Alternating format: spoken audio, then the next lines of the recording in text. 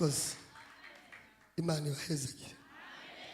Bwira umwicaranye umushiwe umufate ukuboko umubwire ngo ndakwifurije ndaguhaye mu ikaze bwete ikaze mu kwezi kwa gatanu.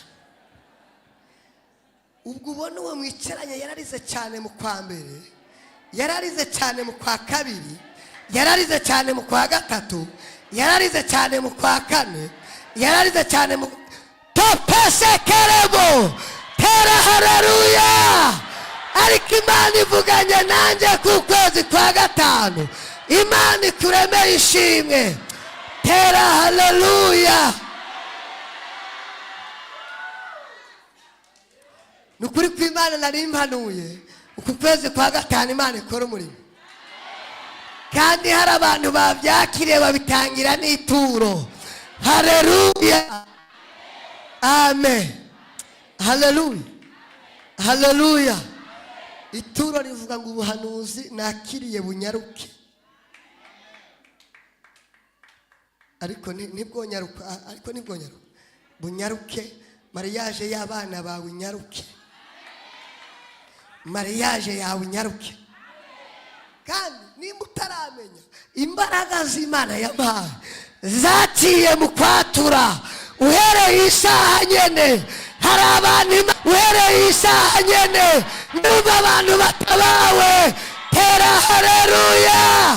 Hey, birabaye birabaye we.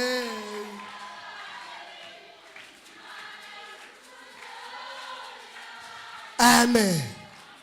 Yesu ashimwe. Nari mvuze ngo Yesu ashimwe. Amen.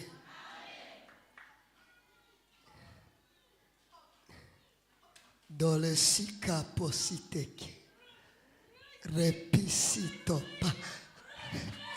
Tera haleluya. Ndatangaje ibikomeye mu kwezi kwa gatanu. Mu kwezi kwa gatandatu tuzotanga ituro uvuga ivyo Imana yakoze. Mu kwezi kwa gatandatu tuzotanga ituro kubera ivyo Imana ikoze. Tera haleluya. Ibintu uvuze Imana ivyemeye. Numva ibintu uvuze Imana ivyemeye. Numva ibintu uvuze Imana ivyemeye. Amen. Hari abantu bakiriye uruvyaro naho batari bagwiteze, naho kitari igihe cyo kuvyara. Numvise ngira bikoze kubera ari umugambi wayo. Murakoze. Imana ibahezagire.